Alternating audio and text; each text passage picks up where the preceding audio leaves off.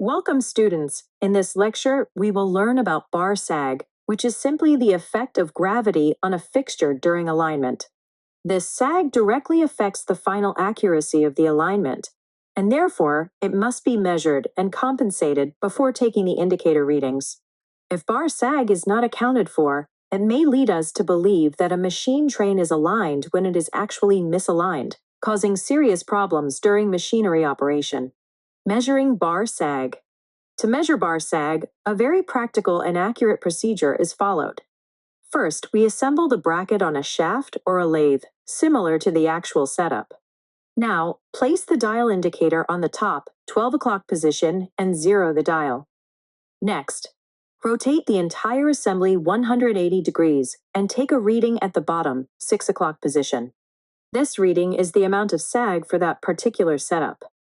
It is important that this test must be as close as possible to the real alignment setup, because even a change in the distance between the shaft end bracket can change the amount of sag. If two indicators are to be used, both must be assembled on the brackets before zeroing on top. A record must be maintained for each setup so that we have a reference for calculating actual indicator readings.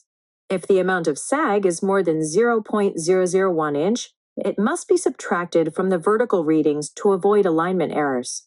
Compensating for bar sag. Now, students, how do we compensate for bar sag? The first step is to ensure repeatability. Zero the dial at the 12 o'clock position, rotate 360 degrees, and check if it still reads 0. If more than 0.001 inch appears, it means there is looseness in the fixtures. Tighten the parts and recheck until repeatable readings are achieved. There are two methods to handle bar sag. Method 1, add the amount of bar sag to the indicator reading. As sag is always negative, it is added to the total value. However, when reading from 6 o'clock to 12 o'clock, sag must be subtracted. Method 2, dial the sag value directly into the indicator. For example, if you get a -8 reading at 6 o'clock, rotate back to 12 o'clock and dial in a +8 value. Then rotate again to 6 o'clock. Now the indicator should read 0, confirming that bar sag has been properly compensated. Once this compensation is complete, the indicator now shows the actual misalignment between machine shaft center lines, and the bar sag has been successfully eliminated from the calculation.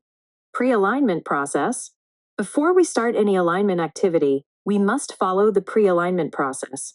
This is a very important step because 90% of problems involved in alignment can be avoided if the pre-alignment checklist is followed carefully. The process varies depending on ship type, machinery location, connecting systems, piping arrangements, and maintenance history. The objective of the pre-alignment process is to save time and avoid unscheduled breakdowns or emergency shutdowns. If any of these conditions are ignored, accurate alignment will not be possible. Pre-alignment checklist. Now, students, let us go through the pre-alignment checklist, which must be completed every time alignment is performed. Take temperature readings at the machine feet to check thermal growth. Check maintenance service history. Lock out, tag out the machine to ensure safety. Clean up around the machine for proper workspace. Loosen mechanical seals or packing. Make sure bearings are properly lubricated.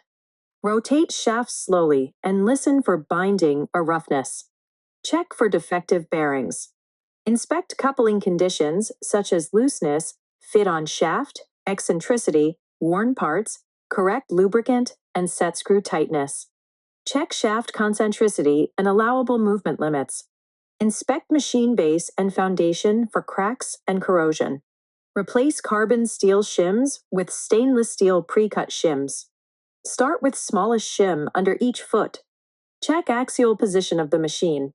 Mark magnetic center on motors with axial end float. Check pipe and electrical connection strain. Remove soft foot. Tighten all bolts properly.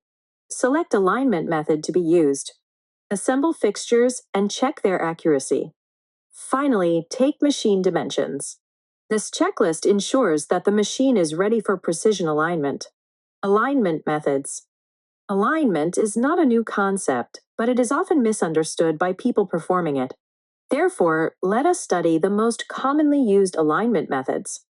Visual lineup. Used mainly in initial installations, it allows engineers to visually analyze the alignment feasibility. It is a quick, rough method and helps decide alignment strategy. Straightedge or feeler gauge. A straightedge is used to measure offset between coupling halves. Feeler gauge measures the gap between top and bottom of the coupling. Corrections are made under all 4 machine feet. Useful for rough alignment.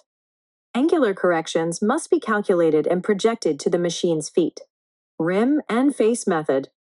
Uses dial indicators for higher precision. Rim reading shows offset between coupling halves. Face reading shows angular difference. Can achieve precision alignment if correct precautions are taken. Errors may occur due to bar sag, end float, fixture looseness, eccentric or damaged couplings, indicator stems not perpendicular. Cross dial method. Uses 2 indicators at 180 degrees apart.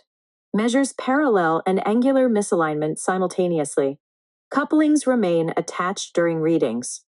Very accurate and fast method. Can use graphical or calculator-based calculations. Errors may come from backlash, fixture sag, axial float, and non-perpendicular stems. Reverse dial method. Similar to cross dial, but both indicators are in the same plane. Only 180-degree rotation is required. One of the most accurate dial indicator methods. Combines angular and offset misalignment in one calculation. Laser alignment. Most advanced and accurate method. Uses a laser beam and detector to find misalignment. Provides fast results, supports computer integration, and needs only 180 degrees shaft rotation. Errors may occur due to temperature effects, fixture looseness, or backlash.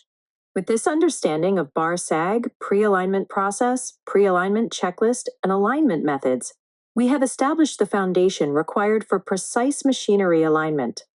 These practices are essential to prevent breakdowns, improve reliability, and extend machinery life. Thank you for watching the video. Have a great day.